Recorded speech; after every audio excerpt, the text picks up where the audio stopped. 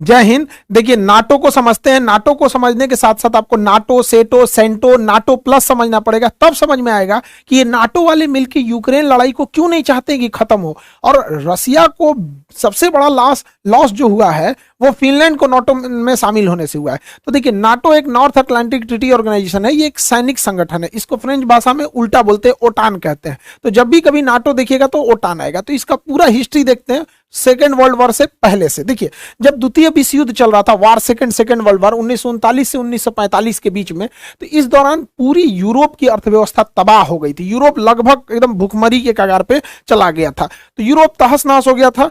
इसी बीच जर्मनी जो था, अब लगभग जर्मनी की हार तय थी, क्योंकि जर्मनी सेकेंड वर्ल्ड वॉर में बहुत कूद रहा था, लेकिन जर्मनी की हार लगभग तय समझ रही थी। और ये जो हिटलर है, हिटलर के मरने के 4 महीना पहले ही फरवरी 1945 में ये डिसाइड हो गया कि अब जर्मनी हार जाएगा। तो जर्मनी पर किसका अधिकार होगा, इसकी बैठक हो रही थी यूक्रेन के शहर याल्टा में। यही यूक्रेन जहां मार हो रहा है, इस का इतिहास है, मारधार से भरा हुआ है। तो यहां याल्टा में बैठक हुई।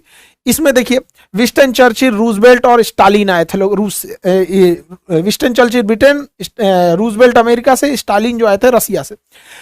तय ये हुआ कि जर्मनी जैसे ही हारेगा, जर्मनी के टुकड़े कर दिए जाएंगे। एक हिस्सा जर्मनी का ले जाएगा रसिया, एक हिस्सा ले जाएगा फ्रांस, एक हिस्सा ले जाएगा ब्रिटेन और एक हिस्सा ले जाएगा अमेरिका। यानी देखिए, जर्मनी के 4 टुकड़े कर दिए जाएंगे। ये अंग्रेजों का इतिहास है, जहां भी गए हैं वहां टुकड़ा टुकड़ा करके गए हैं। हम लोग को देखिए, इंडिया को बांग्लादेश, म्यांमार, भारत, पाकिस्तान, अफगानिस्तान धज्जी उड़ा के चल गया सब।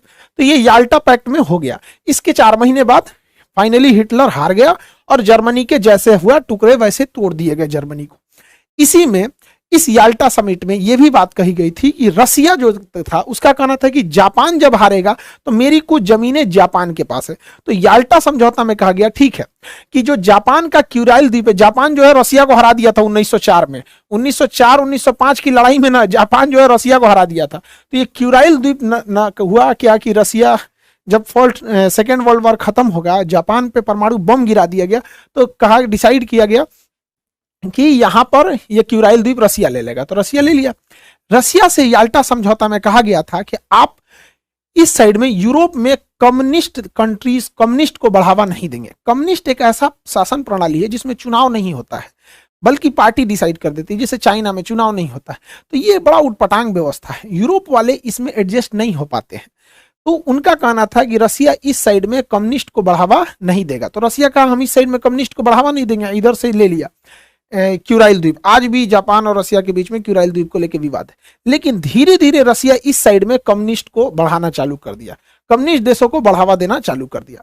इसका संदेह हो गया उस समय के तत्कालीन जो अमेरिका के राष्ट्रपति थे 1945 में, यहाँ पे ट्रूमैन को आभास हो गया कि इस साइड में ठीक है रसिया उधर चला गया, रसिया भी कम्युनिस्ट है, ये आपका चाइना भी है, उत्तरी कोरिया भी तानाशाह है, कम्युनिस्ट के बराबर ही होते हैं।